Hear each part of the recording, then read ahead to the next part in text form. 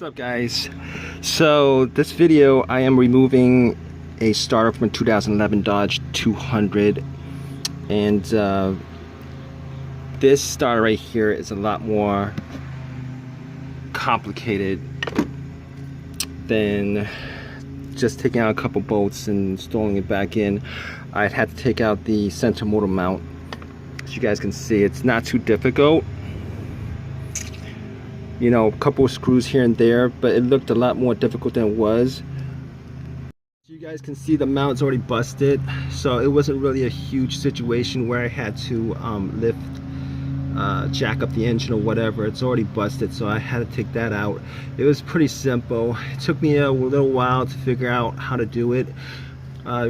Watched a couple of videos. There weren't a couple of videos up, so there's basically two bolts. That one right there that I almost have out, that bolt right there.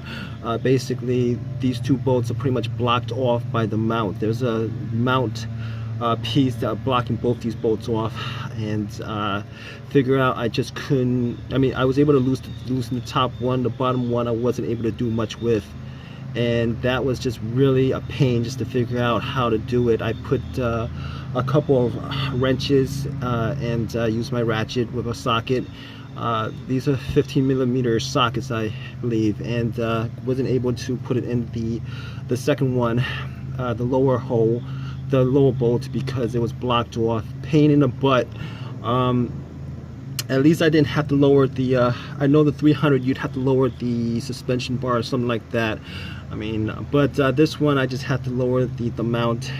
Apparently, and on this one, like I said, it wasn't too much of a difficult job because I didn't have to do anything as far as jacking up the engine, because the mount was already busted. It's not really a big deal at this point. If it wasn't busted, I might have had to jack up the engine a little bit, but you know, some of these jobs, starters, normally they're pretty simple, but this one right here, oh my gosh, you're actually looking from under the car right now. I had to jack the car up and you know, just to find it, because the mount was covering the bolts and stuff like that. It was a little bit of a difficult job, but figured it out.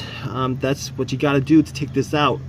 The higher bolt I could actually take out from the top after this mount was taken out, and the lower bolt I'd have to take it from the bottom.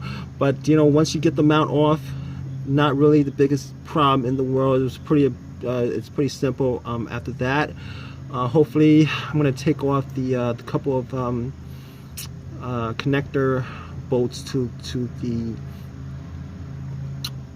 starter, and that shouldn't be an issue after I take it out. Alright guys, so I was able to take that out, and now I'm going to take out the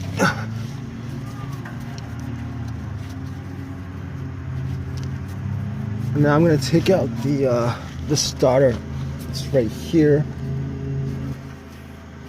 and this should come out pretty easy, but I might have to starter is right there. I don't know if you guys could get a good look at this, but it's essentially right there. This one right here. Took the two bolts off. Normally it should just come off, but maybe I should just use a screwdriver to pry this off just a little bit. It's a little bit stuck, but once I get that off, I should be all right.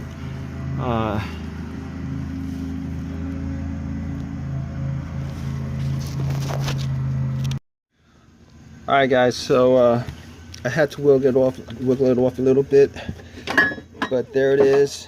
It just broke off. I don't know if you guys could see it, but I take it out from the top. Alright, so Chrysler didn't make this easy, obviously, so basically I don't have enough room to actually get the starter out from there. So what I'm gonna have to do is I'm gonna have to take these two bolts out and take this cover off so that I could actually get the starter out. There's just not enough room for me to actually I was going to try to get the wires off by hand, but that's not going to work, and I can't actually move the the starter out from there. This panel right here, you can see the shield right here is in the way, and it is an absolute pain in the butt. This is like I don't know why they put it where they put it. It's just an absolute awful location. This should have been like a really crazy simple job, but apparently Chryslers, as far as starters go, and Hondas, if you guys ever taken a starter out of a Honda, a recent year Honda, you know there's a manifold in there and all that stuff. But I'm going off track right now, so I'm going to take this cover off, and then I should be able to either take the starter from the bottom or from the top. Hey guys, so if you guys haven't worked on this car is insanely ridiculous. So what you guys want to do as far as maneuvering the starter is you guys want to go down, right? You guys gotta move it down and then take it out that way. This car is an absolute nightmare to work on as far as taking the starter out. I mean, whoever designed this needs to be fired or whatever. I mean, whoever designed this is an idiot. Like, who the hell designs it this way? You gotta take off the engine mount to get to the starter, and then you got this cover right here. These bolts are rusted. I was thinking about taking this off to get the starter off. You know what? I know why there's no videos for this. There's no videos for this because nobody wants to work on this. Nobody wants to take the starter out of this thing. Alright, on the 300, those are the pain in the ass to take the starter out too, because you gotta drop some unnecessary stuff to get to it. This one, you gotta drop the engine mount. I think I had to loosen this up to get the starter out. It actually fell down right now. Hopefully I can just get out like this. There's no other way to do this. I mean, I looked at it for like 30 minutes. I spent looking at it, trying to figure out how to get this out without actually having to take the engine mount off. And I tried taking this off. I don't know if this piece actually holds it in place, but this was getting in the way of me actually taking this out. This is how it looks right now. It drops like this. So it drops like this. You guys have to drop it like that and then take it out this way. So guys, so man, I thought I had it good when I took it out, but putting this thing back in, all right, so what gets in the way is this negative line right here. Oh my god. All right, this is gonna get in the way of me putting this in. So I took the cords off.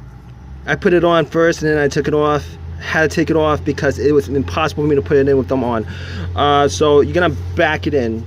All right, for this starter, you're gonna back it in. You don't put the front in first, you back it in from the back. Put the back in first, and then you'll be able to do it, because I was putting the front in first, couldn't do it. And also this negative wire was just a pain in the ass. It was constantly catching on, getting in the way.